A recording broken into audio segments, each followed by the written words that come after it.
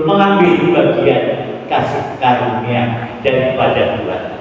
Oleh sebab itu saudara, orang yang dipanggil, orang yang diutus itu pasti menerima kasih karunia dan kuasa daripada Tuhan.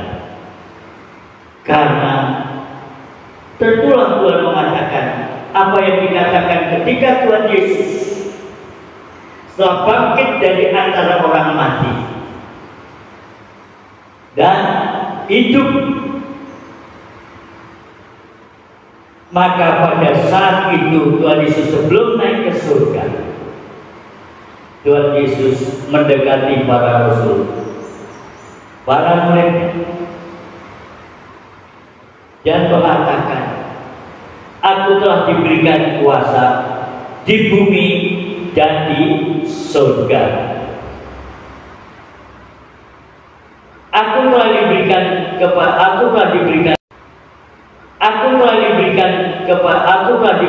kuasa di bumi dan juga oleh Bapa. Saudara yang dikasihi oleh Tuhan, sekarang pergilah kamu, jadikanlah semua bangsa menjadi muridku. Jadikanlah semua bangsa menjadi murid Tuhan. Saudara yang dikasihi Tuhan, karena Tuhan mau agar supaya semua orang itu menjadi milik Tuhan, orang-orang yang diselamatkan. Karena Tuhan datang bukan datang kepada orang yang benar, tapi Tuhan mau menyelamatkan orang-orang yang berdosa. Maka Tuhan Yesus mengutus para muridnya, jadikanlah semua bangsa di surga. Aku telah diberikan kuasa di bumi dan juga oleh Bapa. Saudara yang dikasihi oleh Tuhan, sekarang pergilah kamu, jadikanlah semua bangsa menjadi muridku.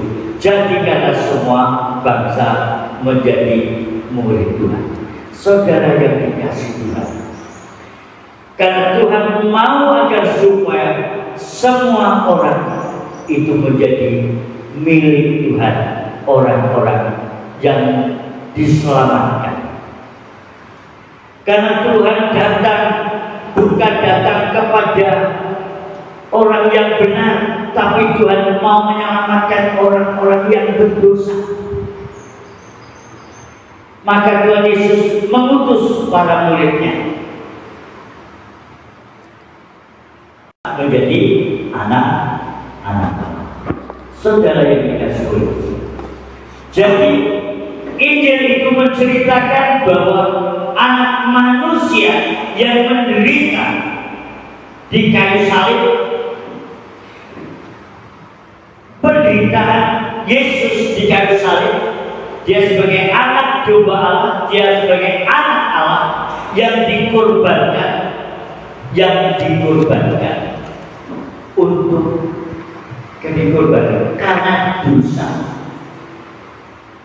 manusia. Karena dosa saudara, dosa kita semua, kedosa manusia, dia tanggungnya,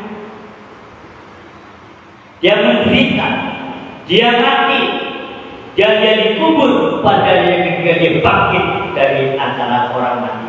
Jadi Yesus itu kematiannya kematian karena dosa, menanggung dosa.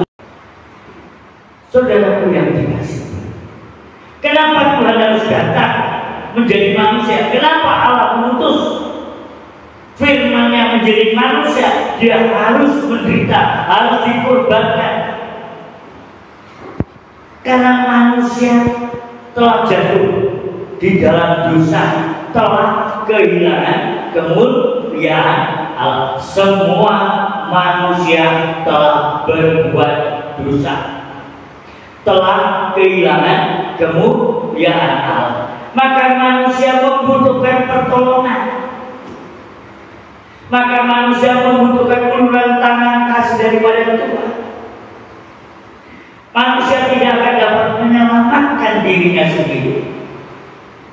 Dari kubangan dosa, dari lumpur maut itu, maka semakin bergerak, semakin